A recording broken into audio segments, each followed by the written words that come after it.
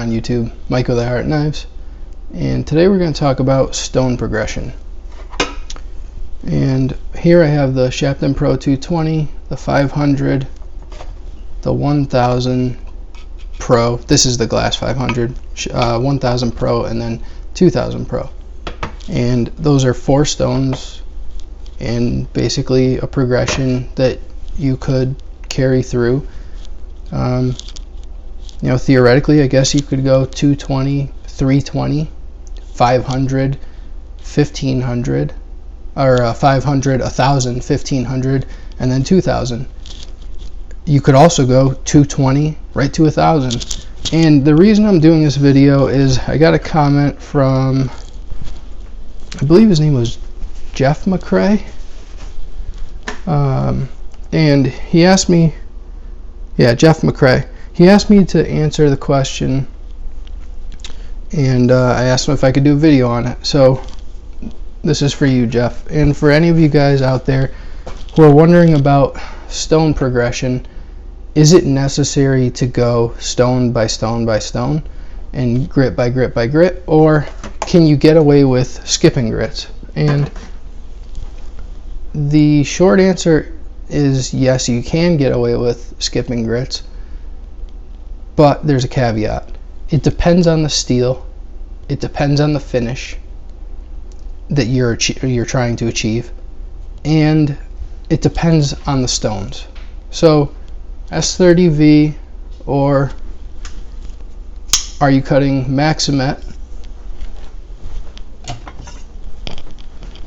or are you cutting white number 1 or white number 2, simple carbon steels? Every steel is gonna take a polish or a grit pattern differently. Something like 154 CM will take a nice polish, and the scratches are fairly easy to come out for this type of steel. You know, it's still an ingot, it's not a powder metallurgy steel, but white number 1 or white number 2 will take scratches, and you can remove scratches much easier than on 154 CM, and they're both ingot steels.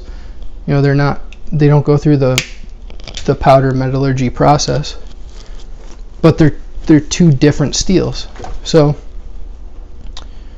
let me start with the white number 1, white number 2 scenario first, and we'll go to the 220.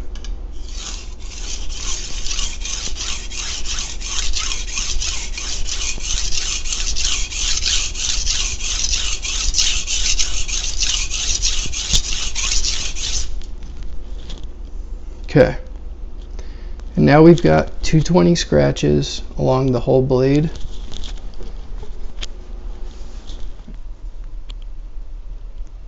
Hopefully you'll be able to see how coarse these are, the scratch pattern.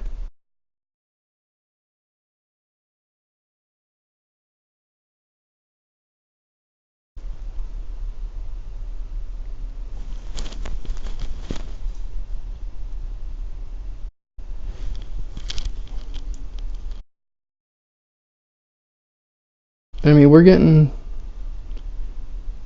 mean, you can see basically striations going on an angle from this stone because it is a fairly coarse stone. Now, with a white number 1 or a white number 2 steel,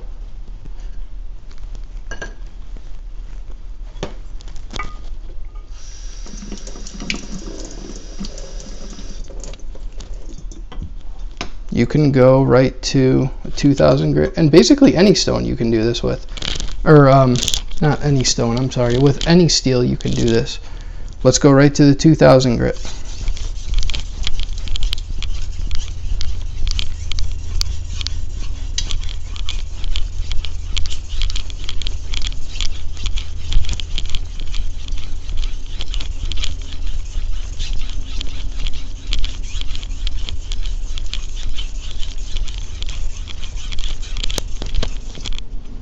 And pretty quickly we've taken the 220 scratches out, and now we have 2000 grit scratches. And it's not going to be perfect, but it's got a decent polish as soon as this camera focuses.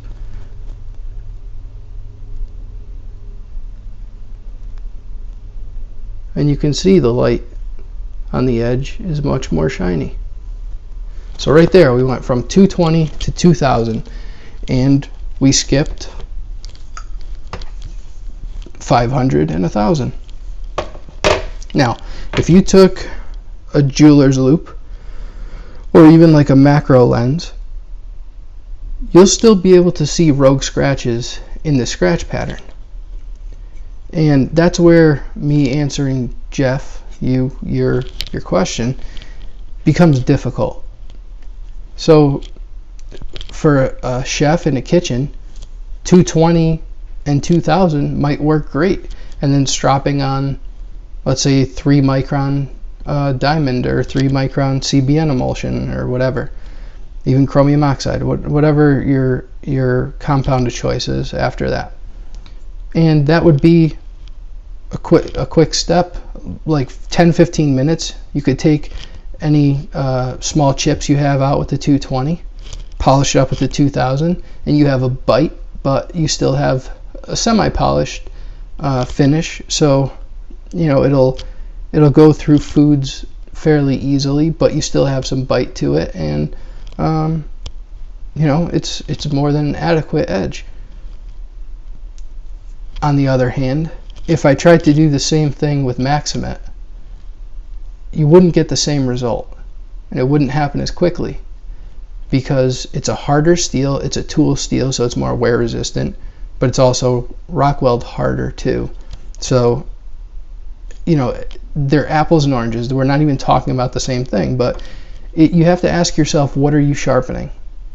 So for me, I have a lot of these stones.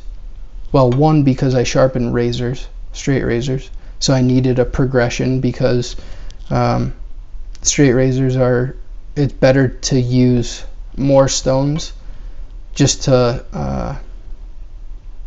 like limit your burr, and you don't want to use the lower grit stones every time. You really should start out with like a 1000. I mean, if there's damage and stuff, lower grit is okay, but depending on the scenario. But you need more stones, just because, well, not that you need it, but you get a better edge when you have more stones, because your transitions for the scratch pattern are smaller, so you're less likely to have the 220 grit scratches in your finish if you go to the 500 and wipe all those 220 out, then to the 1000 and wipe all the 500 scratches out, go to the 2000 and wipe all the 1000 scratches out, and so on. If I jump right from 220 to 2000, you're still going to have those rogue 220 scratches, and your finish isn't going to be as even throughout the whole edge. But again, depending what you're sharpening, it doesn't really matter. I'm going to do 220 scratches again. Okay, so this time we have a Sharpie, so I can show you the scratch pattern come off.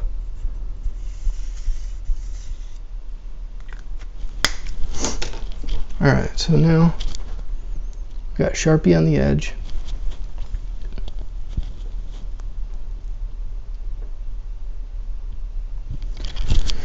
And take those scratches off with the 220. I meant we'll take the Sharpie off of 220, sorry.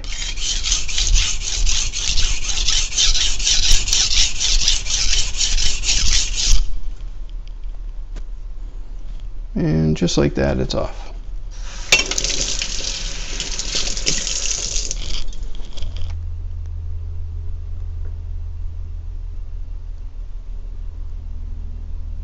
There you can see it's gone along the whole edge. Okay. Now what I'm going to do is color it again. And this time we're going to go to a Japanese natural stone. This one happens to be a Suita.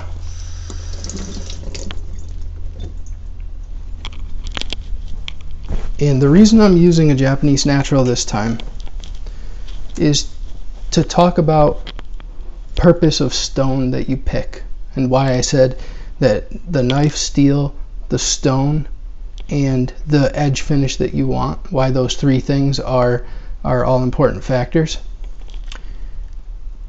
If you just have let's say a 220 grit silicon carbide stone and a 6,000 grit ceramic stone, yeah, that might be a little bit too much of a jump, but hey, who knows, maybe that's what you want.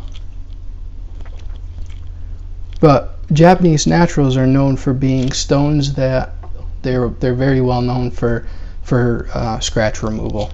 They're really good at scratch removal, and especially with simple high carbon steels like a W1 or white number 1, white number 2. W1 is a completely different steel, but white number 1, white number 2, blue number 1, and blue number 2, they all will be fine sharpening on Japanese naturals. 154 cm you can sharpen on a Japanese natural too, but Japanese naturals don't have the ability to cut steels like Maximet. Even S30V is kind of where some of them will start tapping out, but depending what you're sharpening, you might only need, let's say, the 500 grit Shapton glass and a Japanese natural, and that will give you a really nice edge. 500 you can get a lot of work done with, and it would last you probably forever. And a Japanese natural, you could get a good Suita, and these things would probably last forever too. Like, it's a really hard stone. I've had this for a long time, and I've probably only used maybe a half a millimeter of it. I mean, the thing will last a really long time. They're incredibly hard stones, but they're really good at wiping scratches away. So you can get a 5, 6, 7,000 grit finish with this specific natural. Not all naturals are created equally, but with this, I can go from like a 220 to this and still get a really nice edge. So let's see how it takes the 220s out.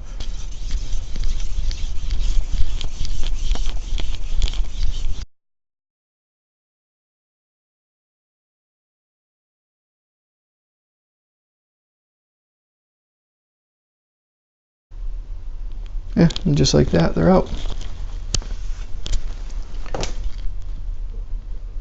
And I'd be willing to bet, if we went under a microscope right now, that Japanese natural took the scratch pattern of the 220 grit stone out better than the 2000 grit ceramic did, just because it's really good.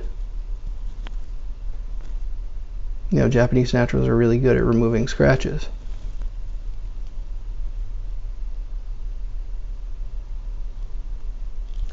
Well, guys, I hope this was a little bit helpful for you, at least. Jeff, I hope this answered your question.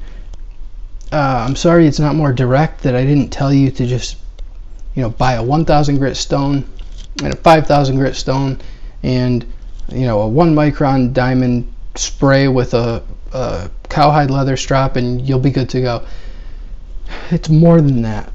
You have to figure out what you want, and to figure that out, unfortunately, you have to try things. And